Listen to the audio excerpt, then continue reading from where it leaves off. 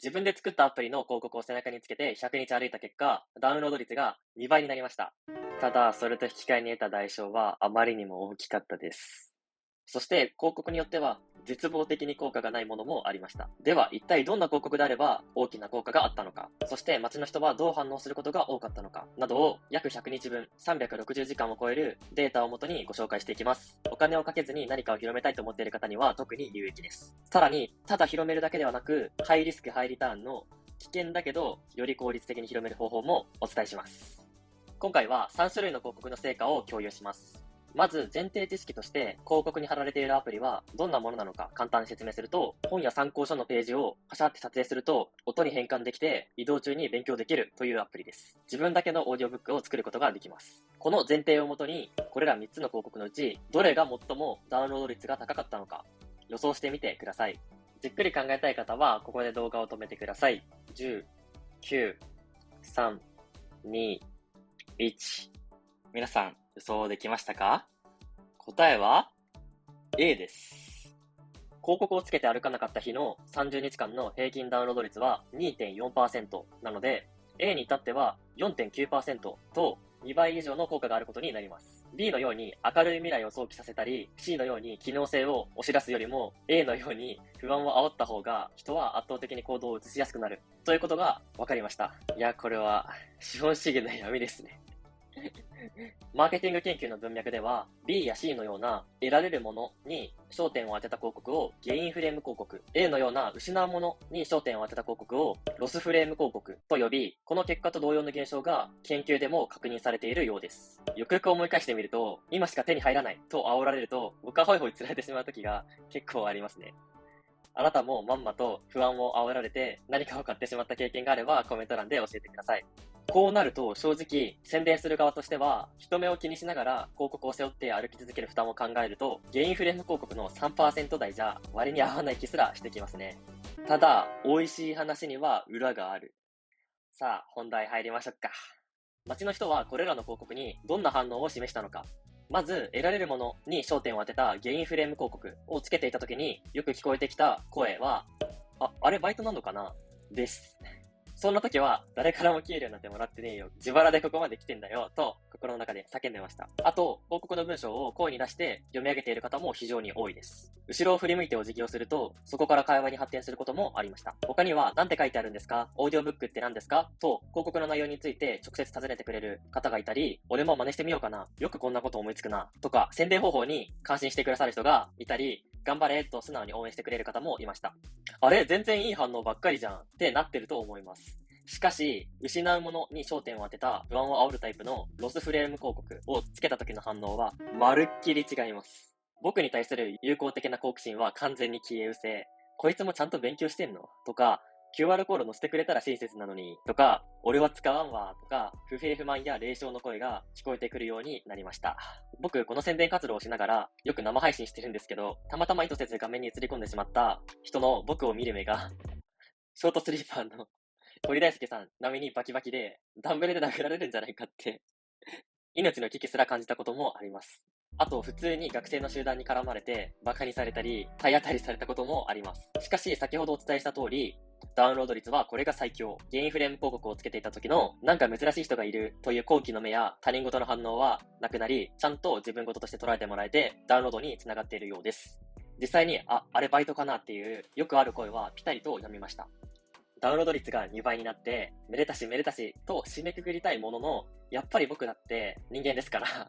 思うところはたくさんあります。一番大きいのはやはり罪悪感。街の人の反応を見るに、一定数僕が傷つけている人も確実にいます。もう十分頑張っている人たちの不安まで煽って潰れてしまわないかも少し気がかりです。僕は移動中は必ずずっと勉強しなきゃいけないとは思っていないし、勉強以外に自分のやるべきことが決まっている人はそっちに集中するべきだと思っています。でもそこまで広告で伝えることはできません。誤解を恐れてでもインパクトのある広告にすることで結果的に役に立てる人の総数が増えるのであれば、僕は不安を煽る広告をつけて歩くことをやめません。短い目で見れば人を不安にさせますが、長い目で見ればより多くの人を助けることになると信じているからです。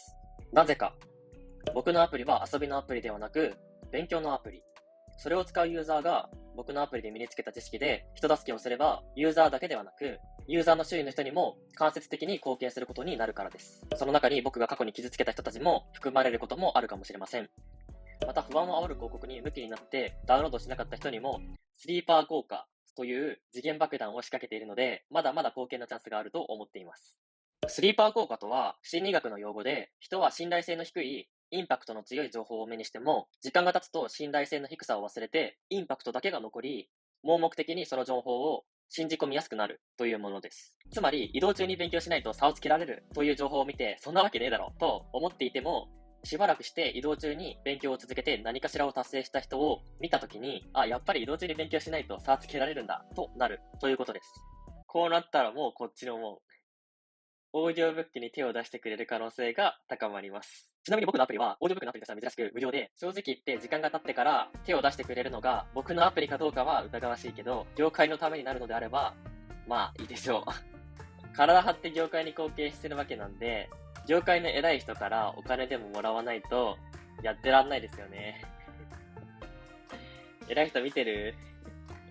お金ちょうだい。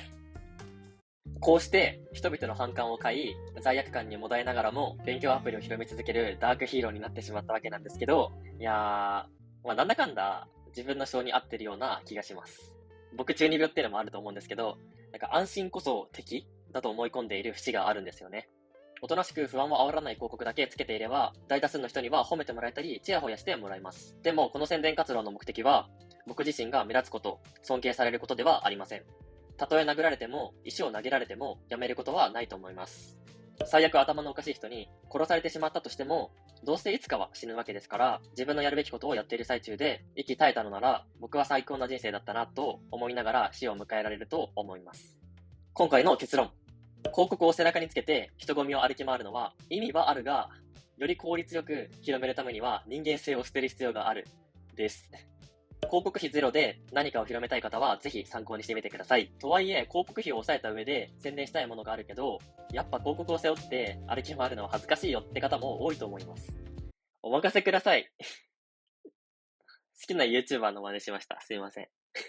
あなたの代わりに僕がサービスや作品の宣伝をお手伝いします。でもお高いんでしょって思っている方、ご安心ください。1時間1500円で大丈夫です。バイトを1人雇うぐらいの感覚でこき使ってくれたら嬉しいです。また、刺さる広告を作る自信がない方もいらっしゃるかもしれません。僕、人を引きつける文章を書くのに自信と実績があるので、広告の文章の考案も追加料金なしでお手伝いします。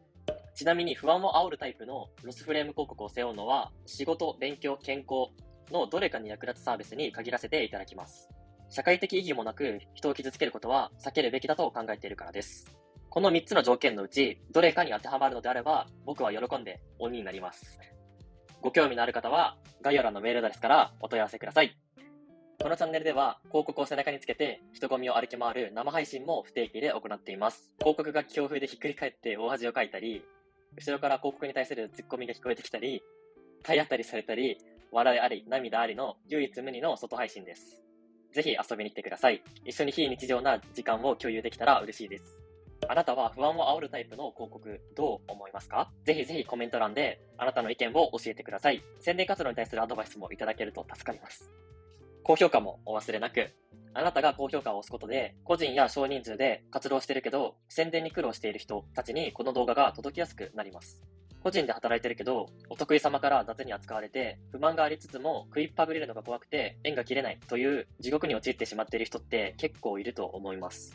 てか、実際僕がそうでした。そんな方たちがこの宣伝方法で新しいお客さんを見つけたら、その人たちの未来が明るくなる可能性があります。個人事業主代表として、ぜひ高評価、拡散をお願いいたします。